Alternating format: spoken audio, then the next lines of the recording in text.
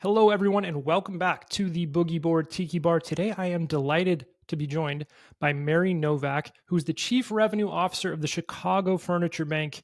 Mary, thank you so much for joining us today. How are you? I am terrific, Kevin. Thank you for the opportunity to be here with you today. Yeah, absolutely. Are you surviving the Chicago winter? We're taping this in sort of mid to late January. So, how are you holding up? We are holding up just great. I will have to say we have the hardiest team out on the road collecting furniture donations from the wonderful people of the Chicago metropolitan area. So we are grateful and we just try to keep them as warm as possible. That's good to hear. That's good to hear. And you didn't grow up in Chicago, if I understand. You're from Minnesota. I am a Northeast Minneapolis girl. That is correct, from good old Minnesota. Okay, so if I'm talking to Mary Novak as a young girl growing up in Northeast Minnesota, you probably don't know you're going to be a chief revenue officer yet. So, what did you want to be when you grew up? Well, I actually wanted to be a pharmacist, but my family was very craftsmanlike. We had different types of businesses. My dad really wanted me to work more in the construction space, but my aspirations were a little bit different. So I ended up, though, in marketing. Interesting. So, when your family's involved in these different businesses, presumably your dad's doing something in construction. Are you engaged in those businesses as a kid, doing odd jobs? What is your focus at that point? Believe me, I taped sheetrock. I used wheelbarrows full of bricks and all different types of supplies. I am really good with wrenches and drills. I learned it all. I really have to say that my grounding came from being around my incredible dad and my 7 uncles and all of my cousins. So, yes, great experience. I love that. I'm from a big family. I think I've got 17 total uncles, 16. And so Wow. I always love hearing stories like that. So what did that teach you? You mentioned it was grounding. You're doing manual labor and some thinking around that at a young age. What does that do for you? It taught me humility and purpose and working from an intention. And throughout my career, I always go back to that. The golden rule of treating people the way you want to be treated. And then as other really great mentors came along, like the Stephen Coveys and the Simon Sinek's, you learn when you lead, you eat last. And you also learn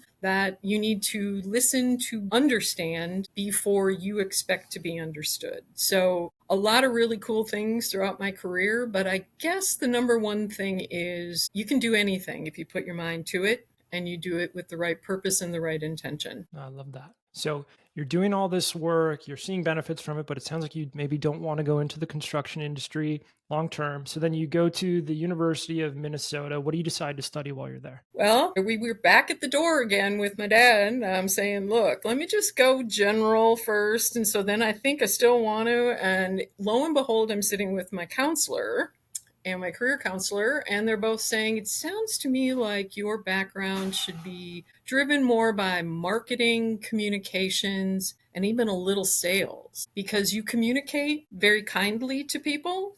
And I was like, whoa, I had no idea that I speak that way, even though I guess I learned to do that. And so I went into marketing and communications. So Okay. that's what ended up happening. So you're studying marketing and communications, and then it looks like was your first kind of welcome to the working world moment in the travel industry. You started doing some marketing and sales work I actually started in publishing. in publishing. Yeah, it's not on my resume, but I was a sales associate for a publishing company in Deep Haven, Minnesota. It was a family publishing company. And from there, I went into newsletter publishing in the financial industry. And then lo and behold, I ended up in travel. I was on a marketing board when my husband and I moved to the Kansas City area. And I was approached by the VP of sales and marketing to come and join the team. So that's what I did. And it opened up the entire world to me. So I'm grateful for my path. And when you say it opened up the entire world, I was looking at your background and it's a very cool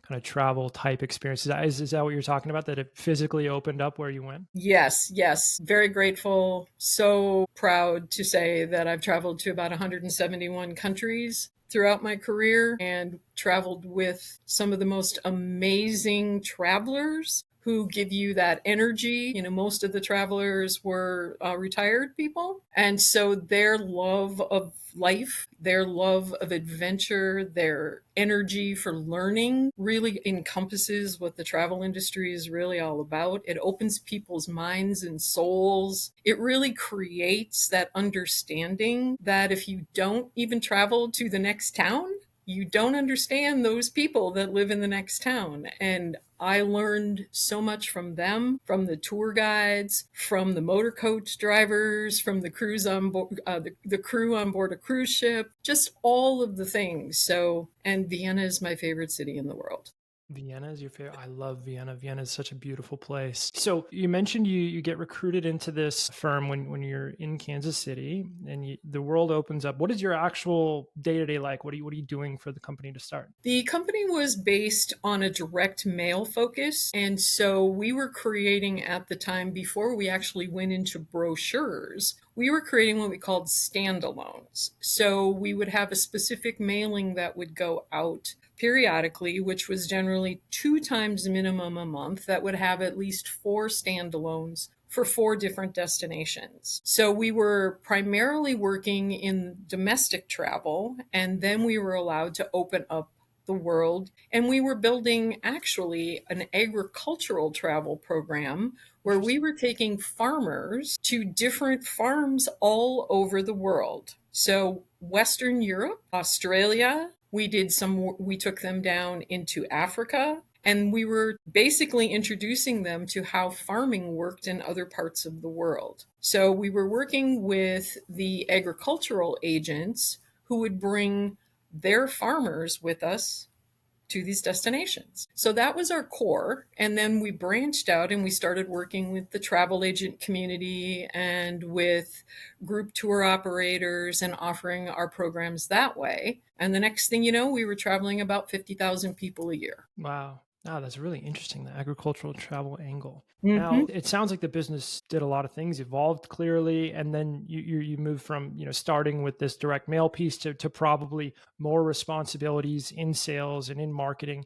Does it click for you at some point personally that this sales and marketing path is the right one for you? Your counselor obviously nailed it, looking at your Yeah. your resume now. Without a doubt, there's so many aspects of the creative side, but also the analytical side. The science behind marketing to me is very fascinating.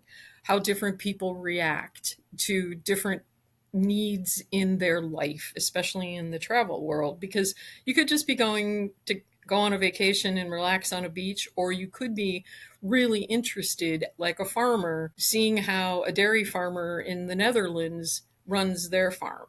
It's just, to me, the entire process of getting the right message in front of the person to make a decision is something I truly enjoy. And the same thing happens with the sales side, because you have to match that person that you're working with to the right opportunity. So, yeah, definitely.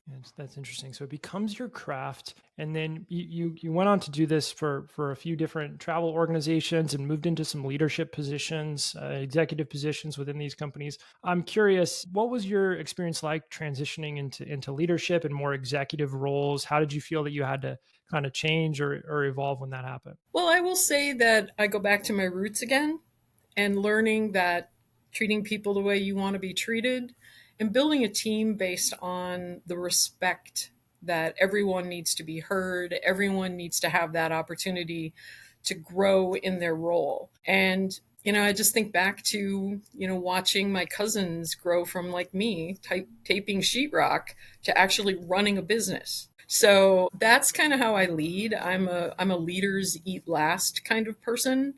And it was never really difficult for me, because without the rest of the team, I'm nobody. So everybody has to play. I'm sure it's hard to choose a favorite, but I'm curious. There's different iterations of the travel products that you're offering throughout your career. If one you're most proud of or sticks out most in your mind, maybe that you partook in as a customer or you just really enjoyed selling and marketing. Boy, that's a tough one, Kevin. There were so many. I would say launching the river cruises when I was at Mayflower Tours. Mayflower Tours was started by an incredible couple, John and Mary Stacknick, who really were considered the matriarch and the patriarch of escorted tours in the travel industry. And they started with a local program and then expanded nationally and then expanded internationally. But it was primarily land programs. So the idea of introducing water into the product line was something that hadn't been considered. But I will tell you, not only did our traveler base accept it and just grab a hold of it, we were selling out like crazy. Couldn't even get enough space. Next thing you know, we were chartering ships and filling the entire river ship. So, sailing on the Seine, on the Danube, going to Porto for, the wine cruises, taking people to Russia back then, all of the wonderful things. So yeah, I would say that opened the world for our travelers a bit more. And of course they trusted us, so they went with us. And now, if I fast forward to your time at Mayflower Tours, by now you've been in the travel industry for a while. A lot of the technology that supports that is changing. I imagine you're dealing with different types of competition than you had previously. How did you have to evolve as an executive in sales and marketing to fit the changing dynamics that were coming under you? Great question, because it's evolving again. So there's always a reservation component, a reservation system component. There's a GDS component for airline reservations. That technology merging together then with a CRM and being able to really manage in an omni-level type, the whole channel marketing side of it. So introducing both the CRM and also the different types of email marketing programs, the different types of database development programs, and really bringing that together kind of ties back to why I was thrilled about being, moving into a marketing role in general, because now I really am matching the type of tour, the type of cruise to the person based on their history of their travel or any other interests that they had indicated. So you see the evolution where you could have a proprietary program, a proprietary type reservation system, where then the integration, that API, would have to really be focused on building that connectivity. Or you could have something out of the box that already had that API available. So we were fortunate at Mayflower Tours. We were actually the prototype for Centaur Systems when they were building their reservation system. And so we got a little bit of special treatment in that regard. So when I brought the idea of integrating Salesforce, they kind of pushed back a little bit. But then they realized that the power of all of that data coming together and the call center having more information about that traveler in front of them and making that traveler feel more welcome, that we could speak to them more empathetically and compassionately with that integrity, that we knew them. We had our travelers on first name basis with people in the call center, people coming to our travel shows. We do about 150 travel shows in the Chicago metropolitan area every year, introducing new products and getting people excited about going to new destinations. And then we expanded that nationally and started doing travel events across the country. But all of that data that we were collecting were providing us so much information to get more of those travelers excited, because there's only one Paris, France, and there's a lot of choices. So what makes your Paris, France different than somebody else's Paris, France? And that river cruise really helped. Okay, so there's this parallel where you enjoy stitching together the sheetrock, and that is now happening to you in a systems world where you're constructing, if you will, this sort of underlying technical infrastructure to take on the new age of sales and marketing for the travel industry. How are you making time? Because you're also involved on the product side. It sounds like you're directly engaged with clients to learn all these different systems, to understand that integrating with Salesforce would be an excellent idea. How did you make that work for your career? Timelines, good deadlines, making certain that the team had good communication and involvement. A lot of the data, a lot of that planning was done obviously with the entire team, and everybody knew their role and everybody knew their deliverables and everybody knew when they were due. And having a team of people that were dedicated and enjoyed their work and liked coming to work and enjoyed, our beer Fridays in the afternoon in the office and, that type of thing. Everybody just loved doing what we were doing. So it was fairly easy to do it because, first and foremost, we all loved our job, but the main thing was our intention was to provide the very best service, the very best experience for the travelers. And that's what it was all about. So it all derives from keeping the customer happy. That makes Yeah, sense. exactly. And so you eventually took kind of a break, it looks like, from the travel industry, tried some new things as well. I'm curious what the hardest part was about going from an executive who's built all this experience in a specific industry, specific product line. Then I saw you moved into the financial sector. I saw you're also doing some work with charter buses and travel there, which probably has more similarities. But what was it like for you to kind of step outside of travel for a while? Thank goodness for a good base of knowledge. And, I'm kind of an adventurous person. So I always look for new opportunities and how does my experience align with another opportunity in a different industry. And when I moved into the financial small business lending side, I had already been assisting a friend of mine with that development of that strategic plan for him to start that business. I was actually kind of focused more on the database side and some of the operational things for him. And then lo and behold, Mayflower Tours was sold to a river cruise company. And some of us decided that we had to find another opportunity, which I did. I went to work with Craig for a while and got that up and running. The purpose, again, was something so powerful for me because it was helping small businesses grow. It was helping small businesses feel confident about their ability to grow their business. So we were helping on the marketing side. We were helping even down to the human resources side, having them, hire some people that would help them with marketing. So it kind of just took all of my experience for all the years and just turned it into, that role. And so then I worked for an infection prevention company, did the same thing, built an inside sales team, brought in the technology. We actually went from one CRM system and I introduced Zoho there. We integrated Zoho into our inventory system. We did a complete new networking for the entire organization. George had, at the time when I was working for UMF, he had about 58 patents. And so Wow. we had a whole security thing going on there. So, so I just took all my experience and I dove in, I learned about microfiber and efficacy and all of the things that are necessary. And I was helping the world by reducing the use of chemicals and throwing away stuff. So it worked itself out. And then lo and behold, I had an opportunity to move into the transportation industry, which really was a big portion of the travel industry Yeah. because obviously motor coaches all over the place running all the time. So I came into that role as the head of sales and had an amazing team of people, some that had been there since the very start of Bus Bank. So a lot of good base accounts, people who really knew the industry, knew the company, great reputation for a company, and a proprietary reservation system.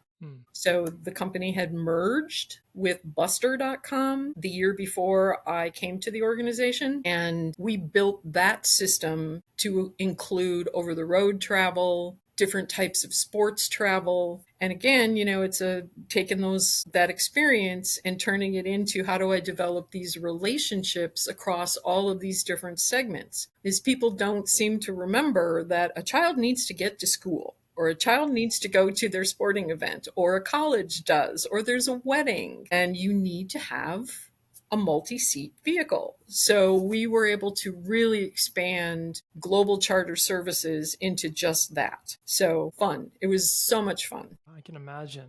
Yeah, I'm in Texas, I live in Central Texas, and we've had about a quarter of an inch of snow in the last 3 days, and everything's still shut down. The kids are not able to go to school, so I certainly can understand the need for some thought behind the transportation of buses there. Now, I want to get to what your work at the Chicago Furniture Bank and talk about what intrigued you to that opportunity. Obviously, it's a different style of business. You're in as the chief revenue officer. Would love to hear what had you make the jump. Well, fortunate in a lot of ways. I've been very involved since I moved to Chicago with quite a few charities, trying to do as much as I can on the weekends. Obviously, homelessness, food poverty, all of that has always been a real focus for me on trying to help as much as possible. And I was fortunate enough that through my work with two other charities here, that the recruiter found out about me. And so we started talking. And the next thing you know, I am being offered a position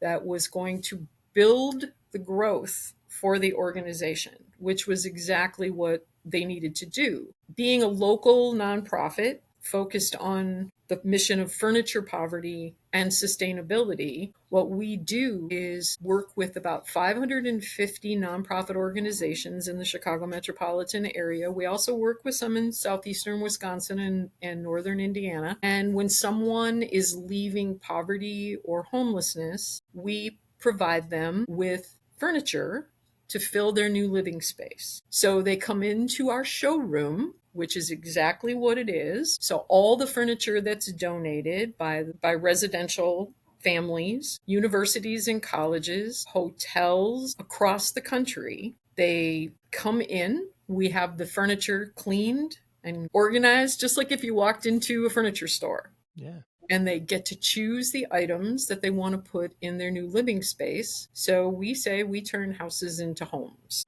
That's beautiful. I'm curious about the difference in function when you're focusing on growth from, the for-profit agencies and companies that you've worked for before to now your role of growing a nonprofit. What has been kind of the biggest difference that you think you've had to learn? I would say the major difference is getting someone to understand how we use the funds that we bring in to ensure we can fulfill our mission. Most of the time, from the development side, we have great corporate donors. The smaller donor sometimes doesn't understand how that money works for the furniture side because we can't put furniture in the homes if we don't have our trucks running, maintained, the insurance, the fuel. We have a wonderful team of drivers and movers that go out and bring this furniture to our warehouse. We have a warehouse team. So we have to keep the lights on, as the board likes to say. So that's a little bit more of the challenge. Also, being local, there's competition for those pickups, for those donations. And then nationally, it's really getting the word out. So that's where my marketing skills come in. I put together every month 17 different segments, a newsletter with a case study, and thanking all the wonderful people who have sent us furniture. I get furniture from Avia Beach, California, Miami, Florida, New York, everywhere. And the donors pay the freight and get the furniture to us, or our trucks go out. We have 13 trucks that go out every day, and we hope for each of those trucks to be able to do 7 pickups, which will include a whole bunch of furniture. Wow. Because that's what we need. And then we also have trucks that are assigned to actually deliver the furniture that's selected by the client. We take it inside their new living space. We set up the bed, and we see more smiles than ever when people have a place to lay their head at night, a table to eat a meal, their favorite chair now that they get to sit in. It really just, the purpose, the intention, the soul is incredible. That's why I made the choice. Absolutely. So someone's listening to this and they're going to post, that dining table on Facebook Marketplace and say, "Hey, someone come grab this for free." How could they understand how to get it to the Chicago Furniture Bank? What would be the way that they can get involved? Well, they can go to the website first and foremost, and there is a donation form online that they can fill out. And then one of our logistics team will reach out and talk to them about the schedule and what we can do to get that dining table from that donor. And we do ask that you pay us a little bit of a fee for the truck to come, and we have nobody pushing back on that. And that's the first thing. And then if you're moving and you've got an entire house that needs to be cleaned out, which includes your garage, we'll send our sister nonprofit, Honest Junk Company, and our team will do that for you. And of course, there's a fee for doing that as well. But the mission is to get as much furniture as possible so we can make certain our clients have that for their homes, which we're trying to end furniture poverty, which is huge in this country. Also, the sustainability side. So much goes into landfills. Last year alone, about 18 million mattresses went into landfills. Chicago Furniture Bank wants all 18 million of those. I love that. I think that's a great note to end on. It gives us a kind of a clear direction for the listeners here. And Mary, I've really enjoyed kind of learning from you and hearing about your career. Thanks so much for taking the time. We'll post the link to Chicago Furniture Bank in the show notes, and would love to do this again sometime. Kevin, I can't tell you, I'm so grateful for this opportunity. It's been a pleasure to speak with you. And thank you, thank you, thank you for showcasing Chicago Furniture Bank. You're an angel. Thank you, Mary. We'll talk to you again soon.